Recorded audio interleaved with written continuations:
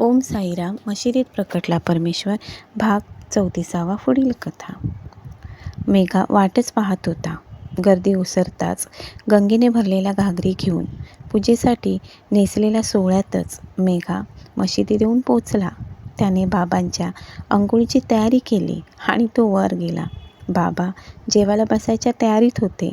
तो त्यांना म्हणाला, बाबा येता ना अंघोळीला? अजून तुझं वेळ गेलं नाही काय रे वेड्या? अरे मला फकीराला कसली आंघोळ घालतो? मला ना सण ना वार. मूर्खात काढतील सर्व आपल्याला. जा जेवून घे, मला पण जेवू दे. बाबांनी त्याला समजवण्याचा प्रयत्न केला. बाबा मला वेळ लागलाय तुमचं. म्हणतील मला लोक मूर्ख. म्हणू देत. साठे साहेबांनी सांगितलं आहे मला तुम्हाला गंगास्नान घालायला. एवढा हट्ट पुरवा हो माझा. मेघा काकुळतीने येऊन बोलत होता. बाबांनी त्याला पुष्कळ समजावून सांगितलं, पण तो आपला हट्ट सोडेना. त्याच्यावर रागवणं पण बाबांना शक्य नव्हतं.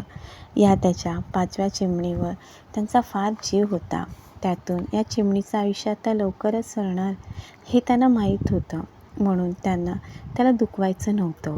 हो ना करता करता बाबा स्नानाला तयार झाले आणि पाठावर येऊन बसले. म्हणाले, मेघा माझं इतकं तरी ऐक. मला भिजवू नकोस. सकाळी मी एकदा अंघोळ केली आहे. आता फक्त गंगेचे 2 थेंब माझ्या अंगावर शिंपड आणि काय पुण्यपदरात पाडायचे ते पाडून घे. मेघाने कबूल केलं, पण तो गंगास्नानाच्या कल्पनेने भारावला होता.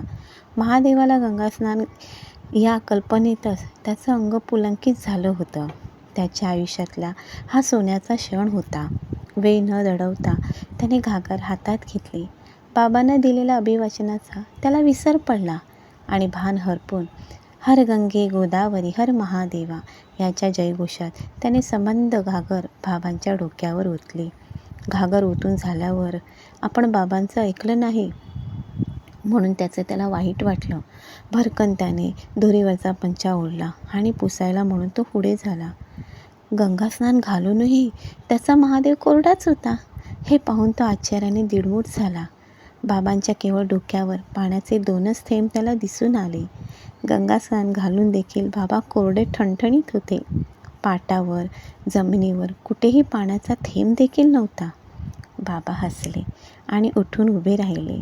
त्यांच्या चमत्काराने मेघा चक्रावला होता. त्यांना आपण स्नान घातलं की नाही ह्याच भ्रमात तो पडला होता. बाबाच त्याला म्हणाले, झालं समाधान? जेव आता. पुण्य जोडून का कुठे पोट भरणार आहे? लवकर जा, नाहीतर वाड्यावर अन्नसुद्धा संपून जाईल.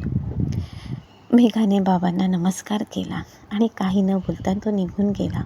आपण पुण्य जोडायला गेलो आणि आपल्या महादेवाला इतका वेळ उपाशी ठेवलं याचं त्याला आता वाईट वाटलं. संक्रांत गेली. महाशिवरात्री आली. मेघांना घेऊन 1 वर्ष पूर्ण झालं होतं. संक्रांतीसारखा वेडेपणा त्याने पुन्हा केला नाही. गंगा स्नानाच्या चमत्कारापासून बाबांना कसलाच त्रास द्यायचा नाही असा निश्चय करून त्याने तो अंमलात आणला. महाशिवरात्रीसारखा महान दिवस असूनसुद्धा शिवपूजा त्याने आपल्या खोलीतच केली.